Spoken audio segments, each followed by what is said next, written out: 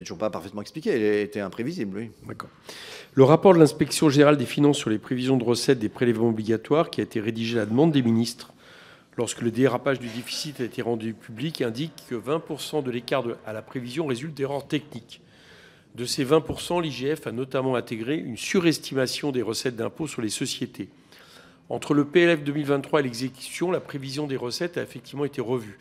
La prévision est ainsi augmentée de 11% dans le PSTAB en avril 2023.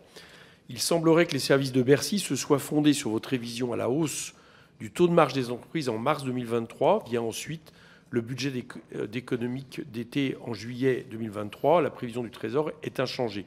Cette fois, il semblerait que Bercy n'ait pas voulu vous suivre, puisque vous aviez révisé à la baisse le taux de marge pour 2023 pour la ramener à son niveau de décembre 2022, soit à son niveau du PLF 2023. Pour résumer, lorsque vos prévisions permettent d'augmenter les prévisions de recettes, le gouvernement vous a suivi. Et lorsqu'elles impliquent une diminution, la révision ne suit pas. Est-ce que c'est une décision que vous observez régulièrement ? Alors, vous me donnez des informations que je ne connais pas, c'est-à-dire quelle a été la manière dont les services et a fortiori le ministre ont intégré les évolutions du taux de marge dans la prévision d'impôt sur les sociétés. Encore une fois, je n'ai pas à en connaître depuis que j'ai quitté Bercy. Moi, j'étais directeur de la prévision lorsque la direction de la prévision existait. J'en étais le dernier directeur. Et donc, j'ai fait ce métier d'essayer de prévoir, y compris les finances publiques. Depuis que j'ai quitté Bercy, je ne reçois pas les notes de prévision de la direction du Trésor.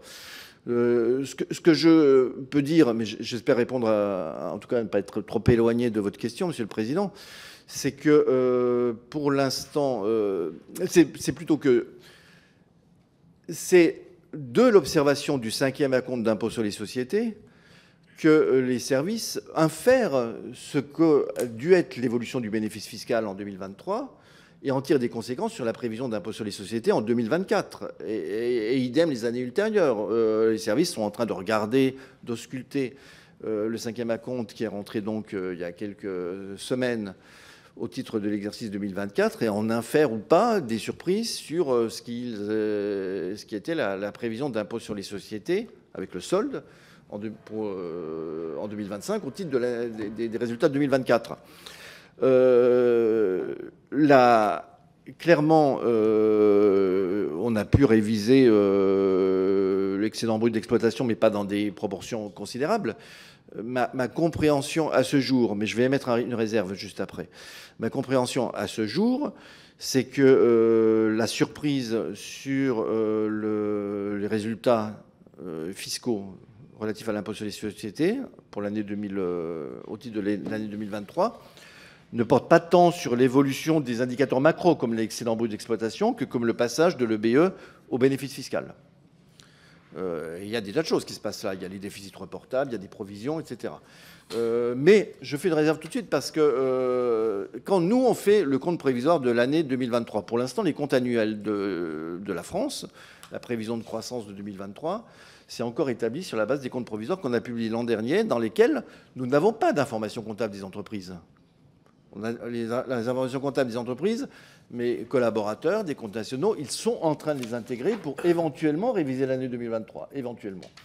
Donc aujourd'hui, et ça se fera au mois de mai, fin mai. Donc à la fin mai, je saurai précisément vous dire quel a été l'excédent brut d'exploitation de 2023 en ayant exploité les données des entreprises et de savoir quel niveau il était par rapport à ce qu'on a pu mettre dans les précédentes estimations des comptes trimestriels et du compte provisoire 2023. Mais pour l'instant, je ne le sais pas.